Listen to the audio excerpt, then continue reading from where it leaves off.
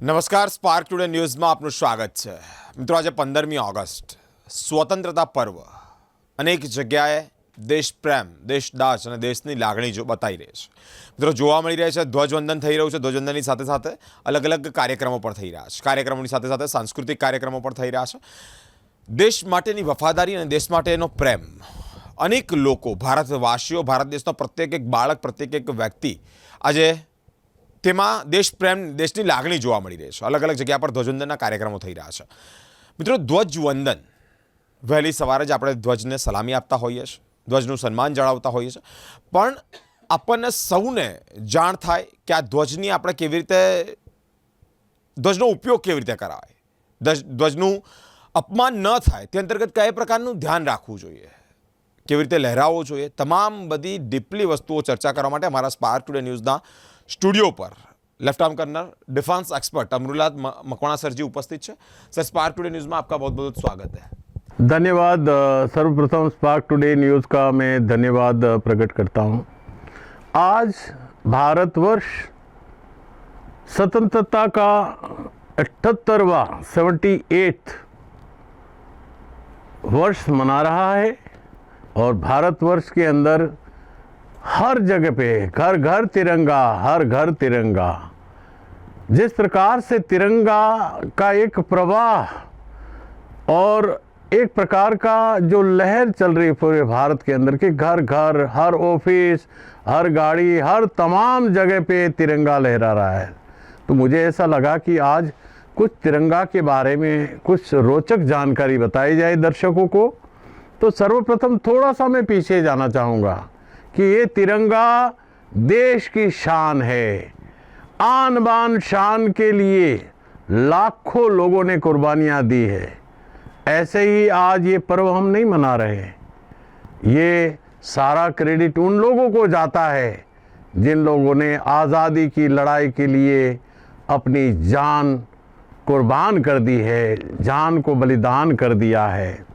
सर्वप्रथम देखेंगे कि भारत में 420 साल गुलामी की जंजीरों में जकड़ करके अपना समय व्यतीत किया है। थोड़ी देर के लिए इतिहास में हम पीछे जाएंगे तो पता चलेगा कि भारत में चंद्रगुप्त मौर्य से लेकर के जब मुगल सम्राट सर्वप्रथम बाबर आया भारत में 21 अप्रैल 1526 में और उन्होंने भारत के अंदर अपना किला जमा दिया। और इसके बाद बाबर के बाद हुमायूं आया, हुमायूं के बाद अकबर आया, अकबर के बाद जहांगीर आया, जहांगीर के बाद शाहजहां आया, शाहजहां के बाद औरंगजेब आया, और औरंगजेब के बाद मैं नाम की लिस्ट बताऊंगा तो लिस्ट बहुत लंबी हो जाएगी, लेकिन लास्ट जो राजा आया वो 21 सितंबर 1857 उस ईस्वी में आया और भारत के ऊपर 331 साल 5 महीना और 4 दिन की गुलामी में हमने पूरा अपना जीवन व्यतीत किया। और इसके बाद अंग्रेजी शासन आया, जो अंग्रेजी शासन सर्वप्रथम भारत के अंदर 6 अगस्त 1608 के अंदर सूरत के पास संजान जो बंदरगाह है वहाँ पे ईस्ट इंडिया कंपनी आई और भारत में व्यापार उन्होंने शुरू किया।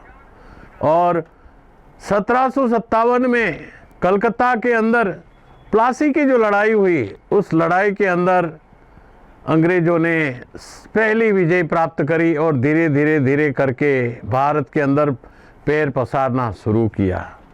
और वो समय आया जो कि 1857 यानी कि 21 सितंबर 1857 को जो एक महान विप्लव हुआ और अंग्रेज़ों ने उनको विफल कर दिया। उस ब्रिटिश आर्मी ने पूरा भारत को टेक ओवर कर लिया। तो 1857 से लेकर के 15 अगस्त तक अंग्रेज़ों ने हमारे साथ जो व्यवहार किया है, हमारे साथ जो शोषण किया है, हमारे साथ जो अत्याचार किया है, अंग्रेजों की सबसे बड़ी अगर कोई नीति थी तो डिवाइड एंड रूल। इनको धर्मों में बांटो, इनको जातियों में बांटो, उनको प्रांतों में बांटो और बांट करके सब लोगों को, इतना बड़ा देश को उन्होंने खंड खंड में विभाजित कर दिया।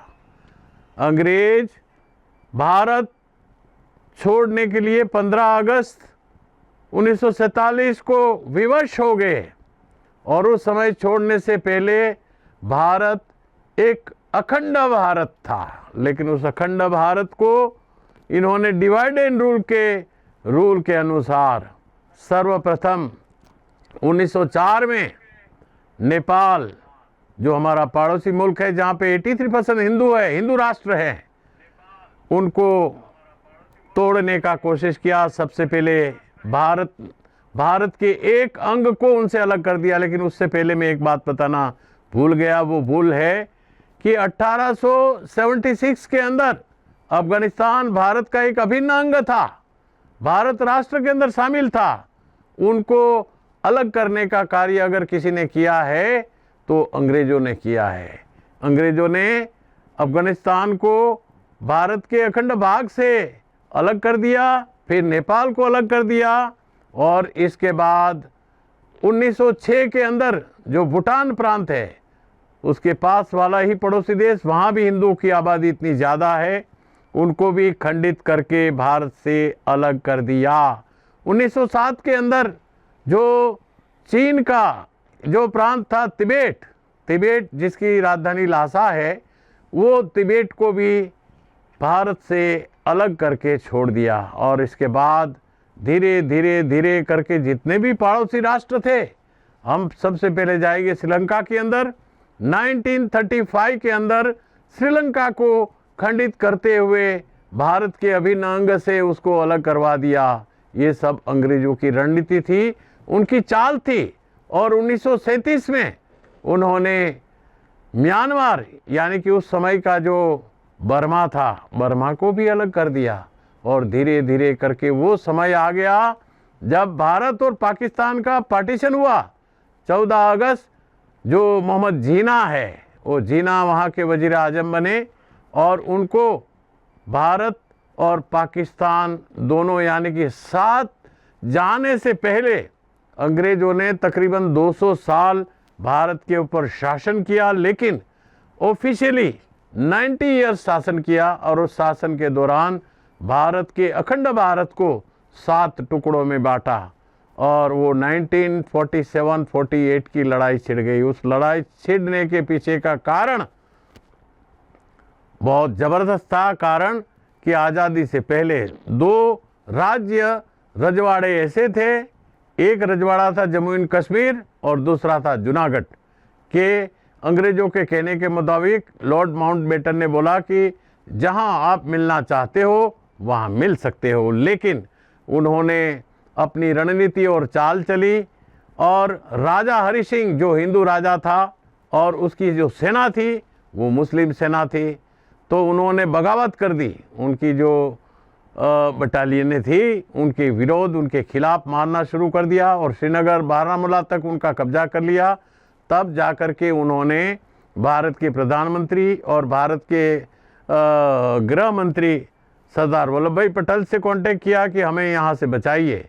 तब उन्होंने उनको बोला कि सबसे पहले आपको एक्सेशन ऑफ इंस्ट्रूमेंट एक्ट के मुताबिक आपको साइन करना पड़ेगा। वो साइन किया। इसके बाद फिर भारतीय सेना वहाँ पे भेजी गई, भारतीय एयरफोर्स भेजी गई और वहाँ अटैक करने के बाद में ये जो युद्ध है 1947 का, ये सबसे बड़ी अगर कोई भूल करी है, मुझे यहाँ नाम नहीं लेना चाहिए, लेकिन महात्मा गांधी अपनी जिद के पक्के थे।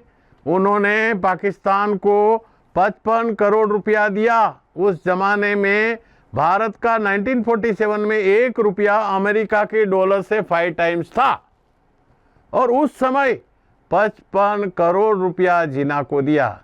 जब सरदार पटेल ने मना किया तो उन्होंने जवाब में ये बोला अगर नहीं दिया तो मैं आमरणांत अनशन करूंगा। उनको पैसा देना ही है, मैंने एक बार जबान दे दी तो दे दी। सरदार पटेल ने बोला कि आप 55 करोड़ जो दे रहे हैं उनका वो हथियार खरीदेगा और आपके ऊपर ही अटैक करेगा। लेकिन उन्होंने एक नहीं उनकी सुनी। आज़ाद तो दोनों मुल्क हो गया, भारत एंड पाकिस्तान। फिर उन्होंने वही किया जो नहीं करना चाहिए था। 55 करोड़ के हथियार खरीदे। 22 अक्टूबर 1947 को उन्होंने जम्मू एंड कश्मीर के ऊपर अटैक कर दिया। श्रीनगर पूरा कब्जे कर लिया, बारामूला कब्जे कर लिया, और इसके बाद जब भारतीय सेना आई उनके साथ लड़ते लड़ते लड़ते आखिर में पाकिस्तान ने पाक ऑक्युपाई कश्मीर यानी कि आज़ाद कश्मीर पर कब्जा कर लिया। कश्मीर का जितना जो स्क्वायर किलोमीटर में एरिया था वो तमाम एरिया उसके कब्जे में चला गया, यानी कि 1/3 कश्मीर जो है वो पाकिस्तान ने अपने कब्जे में कर लिया। 1/3 कितना था? 2,01,544 स्क्वायर किलोमीटर एरिया पाकिस्तान ने अपने कब्जे में ले लिया। उसमें से हमारा जो दूसरा युद्ध हुआ, ये युद्ध 1 साल 10 महीना चला, 10 हफ्ते चला भारत पाकिस्तान का। और ये युद्ध समाप्त कब हुआ? शुरू हुआ 22 अक्टूबर 1947 को और ख़त्म हुआ 1 जनवरी 1949 को। तो ये समय लगा 1 साल 10 हफ्ते के बराबर। और जब दूसरा युद्ध छिड़ गया, दूसरा युद्ध यानी कि सिनो इंडियन युद्ध चला, उसमें भी हमारे हज़ारों सैनिक जो है इस देश की आन बान शान और झंडे की शान के लिए अपने आप को बलिदान दे दिया।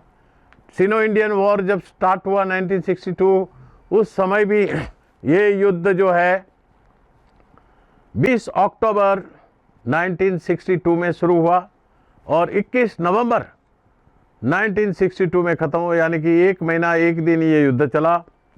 और उन्होंने हमारा नॉर्थ ईस्ट फ्रंटियर एजेंसी जो है नेफा और अरुणाचल प्रदेश और इसके साथ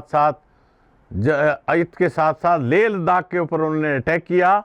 और चाइना ने, हमारे पास उतना रिसोर्सेस नहीं था, हम लोग लड़ाई के लिए तैयार नहीं थे, अचानक अटैक हुआ जिसके कारण भारत की हार हुई। और उस हार की बदौलत उसकी रिज़ल्ट के अनुसार चाइना ने हमारा जो अक्षय चेन था, अक्षय चेन को अपने कब्जे में ले लिया। उन्होंने कैप्चर किया, वो है 38,000 स्क्वायर किलोमीटर एरिया को चाइना ने अपने कब्जे में ले लिया, जिसको आज जो विवादित प्रश्न चल रहा है वो है अक्षय चेन। और इसके बाद 63 में पाकिस्तान ने क्या चाल चली कि उन्होंने रोड एंड बेल्ट जो एक प्रोजेक्ट चलाया था, उसके अंतर्गत उन्होंने पाकिस्तान ने 5,120 स्क्वायर किलोमीटर एरिया चाइना को दे दिया, जिसका नाम है सक्सगाम वैली जी। और उसके दौरान में भी इतने हमारे सैनिक हताहत हुए, चाइना युद्ध में भी हुए। और तीसरा जो युद्ध हुआ 1965 का, जो 5 अगस्त को शुरू होकर के 23 सितंबर को ख़त्म हुआ, 1 महीना और 4 हफ्ते और 3 दिन ये युद्ध चला। उसमें भी हमारे कई सैनिकों ने अपनी जान गंवाई, देश के लिए बलिदानी हुए। फिर चौथा युद्ध हुआ 1971 का, जो 3 दिसंबर को शुरू हुआ और 16 दिसंबर को ख़त्म हुआ। 13 दिन के अंदर इस दुनिया में ऐसा कोई युद्ध नहीं है जिन्होंने भारत ने वो विजय प्राप्त किया। इसके बाद आखिरी जो युद्ध हुआ वो युद्ध था हमारा कारगिल युद्ध, जो 3 मई को शुरू होकर के 26 जुलाई को ख़त्म करते हुए हमारे 527 जवान जिसके अंदर शहादत हुई और 1363 जवान हमारे उसमें हुआ। तो ये जो 5 युद्ध हुआ है और उससे पीछे जितने हमारे सैनिक हताहत हुए हैं, ये हमारे तिरंगा की आन बान और शान को बचाने के लिए हुए हैं। इसके अलावा हमारे भगत सिंह, सुखदेव, राजगुरु, जितने लोगों ने हंसते हंसते फांसी के मंच पर चढ़ेगी कि दे दी हमें आज़ादी बिना खड़क बिना ढाल, तो ये इसमें किसी का कोई काम नहीं आया। मैं अपने टीवी के माध्यम से नहीं बोलना चाहता हूँ कि महात्मा गांधी ने कोई काम नहीं किया है, बट इन लोग जो काम करके गए हैं, सुभाष चंद्र बोस को आज याद कर रहे हैं। तो इस प्रकार से जो आज ये एक जो जिस तिरंगे झंडे की बात हो रही कि इस तिरंगे झंडे के लिए लाखों लोगों ने कुर्बानी दी है, और वो तिरंगा झंडा अगर उसको हम सम्मान नहीं देते हैं, आज हर घर तिरंगा, घर घर तिरंगा। और इसके साथ साथ पिछले साल यशस्वी प्रधानमंत्री श्री नरेंद्र मोदी जी ने मेरा माटी मेरा देश के अंतर्गत इतना बड़ा कार्यक्रम चलाया था। तो मैं बड़ौदा वासियों को, गुजरात के लोगों को बताना चाहता हूं कि भाई तुम सम्मान करो झंडे का। ये नहीं है कि झंडा कल को देखूंगा तो वो झंडा गटर में गिरा हुआ है, कल को देखूंगा तो वो झंडा झाड़ियों में फंसा हुआ है, कल को देखूंगा तो वो झंडा तुम्हारी कार के नीचे दब करके जा रहा है। नहीं, ध्यान रखना चाहिए। ये ध्वज संहिता के अनुसार झंडा जमीन में टच नहीं होना चाहिए, पानी में टच नहीं होना चाहिए।